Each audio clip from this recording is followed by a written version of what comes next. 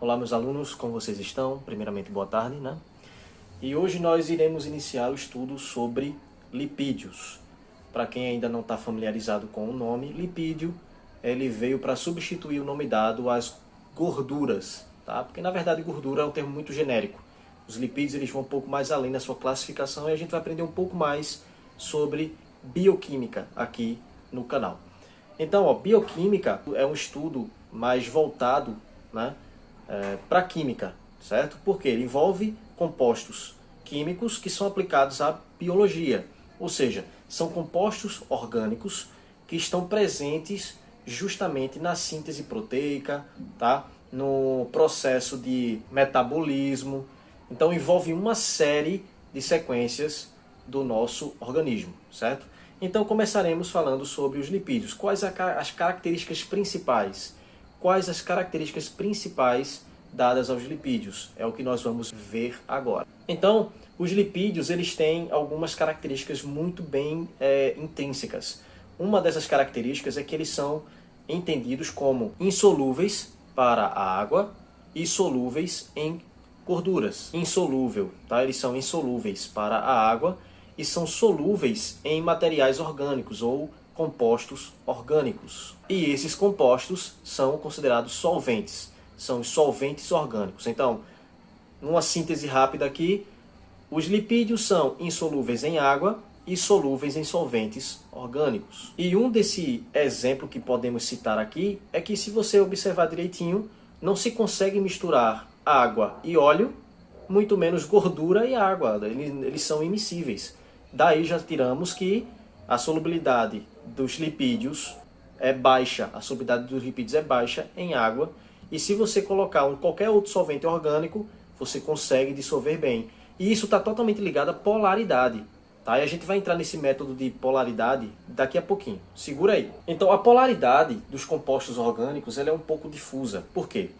Vai depender da quantidade de carbono que eu tenho na minha molécula orgânica. Ou seja, quanto mais carbono eu tenho na minha molécula, eu posso ter uma polaridade afetada. Não só isso, mas a polaridade também está totalmente junta às interações intermoleculares. Se eu tenho moléculas que possuem ligantes nos quais o momento de dipolo é nulo, esse daí é considerado molécula apolar. Se eu tenho moléculas que seus ligantes fazem com que exista um vetor resultante de momento de dipolo, o que vai ocorrer é justamente a presença de um dipolo elétrico, e aí nós temos uma polaridade momentânea. Então, duas coisas que vão afetar a polaridade da molécula é o momento de dipolo dela, se é nulo ele é apolar, se é diferente de zero é polar, ou a quantidade de carbono na minha molécula orgânica. Quanto maior a minha cadeia orgânica, tá certo? Mais apolar é a minha molécula, justamente por conta das interações intermoleculares, no caso aí interações de forças de London, né? Van der Waals. Então isso vai afetar o dipolo da minha molécula, dificultando assim a polaridade. Isso quando comparados com a água, porque a água é um solvente polar, extremamente polar inclusive, porque o momento de dipolo dela é muito alto. Se considerarmos que a molécula de água ela é desse jeito aqui, como eu vou mostrar para vocês,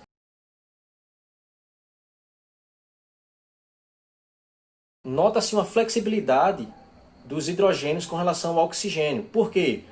Pela teoria de repulsão dos pares de elétrons da camada de valência. Isso significa dizer que quando eu tenho elétrons desemparelhados, no caso do oxigênio, que são 4 elétrons emparelhados, esses elétrons desemparelhados da estrutura de Lewis da minha molécula de água vão forçar os elétrons que estão presentes na ligação entre oxigênio e hidrogênio a flexionarem a ligação, elas vão encurvar. Isso vai facilitar a minha baixa energia, ou seja, essa repulsão entre os elétrons, observe que os elétrons são de carga negativa. Negativo com negativo se repele.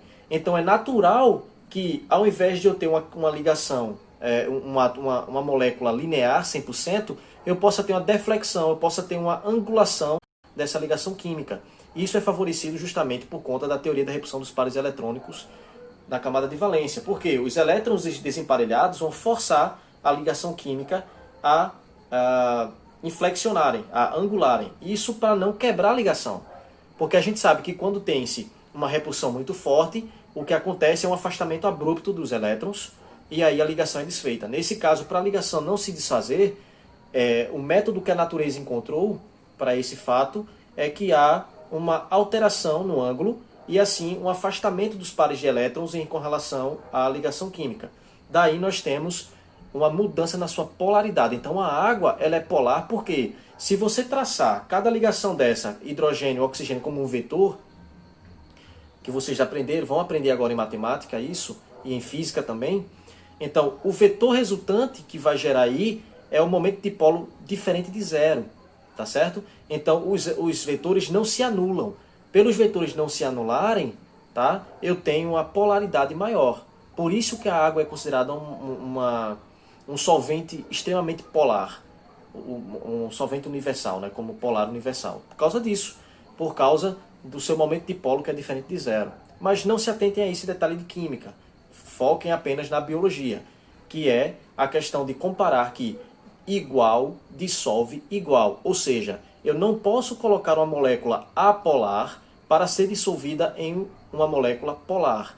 Solvente apolar não se mistura com solvente polar, mas solvente apolar se mistura com outro solvente apolar. Igual dissolve igual. Não esquecer essa regra, tá certo?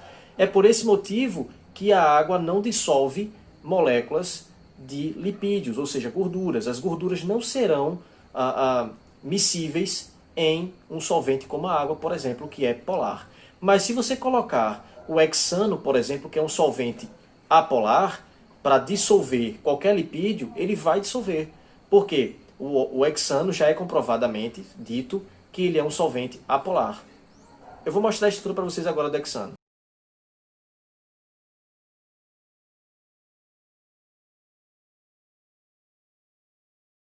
Então, dito isto, podemos agora partir diretamente para os lipídios, mas eu preciso primeiro classificá-los, tá? Diferenciá-los para vocês. Quais são os tipos de lipídios que nós temos existentes hoje na natureza? São eles glicerídeos, ceras, carotenoides, fosfolipídios e, por fim, esteroides. Agora eu vou destrinchá-los onde cada um deles é encontrado na natureza. Presta bem atenção. Primeiro, os glicerídeos são encontrados em óleos e gorduras de origem animal e vegetal. Agora, as ceras, que são produzidas por abelhas e também por plantas como a carnaúba, por exemplo. Agora, os carotenoides, que são encontrados em pigmentos de frutas e plantas, como por exemplo pigmento vermelho e pigmento amarelo, os fosfolipídios que são encontrados nas membranas celulares e por fim os esteroides que são encontrados no colesterol e nos hormônios presentes em animais. Entrando diretamente agora em cima dos glicerídeos, podemos dizer que são grandes moléculas, tá certo? Moléculas do álcool glicerol, que são ligadas a uma, duas ou até mesmo 3 moléculas de ácidos graxos. Quando estão ligados agora a 3 moléculas de ácidos graxos, os glicerídeos são conhecidos como triglicerídeos ou triglicérides. Tanto faz um ou outro. Os glicerídeos constituem o que a gente conhece hoje como óleos e gorduras também.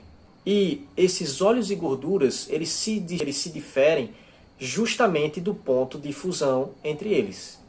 Porque, enquanto já percebeu que a gordura é sólido e o óleo, obviamente, é líquido. A ligação ela força com que as moléculas estejam em um grau de liberdade um pouco menor. Por esse motivo, é mais fácil encontrar óleos, tá, com duplas ligações do que gordura com duplas ligações. Geralmente, gordura ela é encontrada com ligações simples entre esses carbonos. Por isso, ela é no estado sólido. Já os óleos, obrigatoriamente, por terem ligações duplas, estarão no estado líquido. E aí é que tá. Para eu poder transformar um óleo em uma gordura, eu vou ter que injetar hidrogênios nessa molécula que possuem dupla ligação. Por quê? Quando eu injeto hidrogênio, eu quebro aquela dupla ligação, forçando o meu sistema, que antes era líquido, a ficar pastoso. Pastoso quase sólido. Então é por esse motivo que nós conseguimos fabricar margarina na indústria, adicionando hidrogênio. Essa reação é considerada adição de hidrogênio, sim. É justamente esse sim que fala que é na mesma face, tá? E geralmente eles usam um catalisador metálico, como paládio, né? Platina, para estabilizar o hidrogênio que vai ser adicionado na molécula ali, na face, tá? E aí a molécula chega, digamos que aqui a caixinha do meu AirDots seja a platina, a camada de platina. Então, os hidrogênios estão presos aqui. A molécula obrigatoriamente vem por cima desses hidrogênios aqui e se encaixa. Arranca os hidrogênios e aí quebra-se a dupla ligação, formando assim a simples ligação e gerando o que a gente conhece como margarina. Isso é uma propriedade intrínseca dos óleos, tá? Eu posso quebrar essa dupla ligação dos óleos, transformando assim de forma mecanizada em uma gordura entre aspas, tá? Mas ó, é importante, se alguém vier com a balela de que margarina é quase um petróleo, é plástico, conversa, não tem nada a ver. Isso não tem nada a ver com polímero, tá certo? Ela é uma molécula grande, mas não é uma macromolécula como um polímero. Nós, seres vivos, utilizamos os glicerídeos como fonte de energia primária. Então, como é que eu vou utilizar essa fonte? Quando eu consumo glicerídeos, ou seja, gordura, tá? Gordura, até mesmo óleo vegetal, ou óleo animal, ou gordura animal, não sei. Nós absorvemos esse composto químico, tá? E deixamos de reserva nas nossas células adiposas, para que, quando for necessário utilizar, eu utilize ela como fonte primária de energia, porque ela possui uma explosão maior, ela me dá mais força, ela me dá mais impulso. Diferentemente, se eu levar em consideração, talvez, uma certa proteína. A proteína não tem tanta energia, tanto valor energético quanto um glicerídeo, por exemplo. Já que falamos dos glicerídeos, podemos seguir adiante falando da cera. A cera é muito interessante. Por quê? Porque ela é formada por uma molécula de álcool, assim como os glicerídeos. E essa molécula de álcool, ela está unida, está ligada a uma ou mais moléculas de ácidos graxos, da mesma maneira que é constituído os glicerídeos. Porém, tem uma coisa diferente. A diferença é que os glicerídeos eles possuem várias moléculas de álcool, ligadas a uma, duas ou três moléculas de ácidos graxos. Aqui não. Nas ceras eu tenho apenas uma molécula de álcool ligada, tá, a moléculas do tipo ácido graxo. E, diferentemente também dos glicerídeos, o álcool que está presente aqui na cera não é glicerol.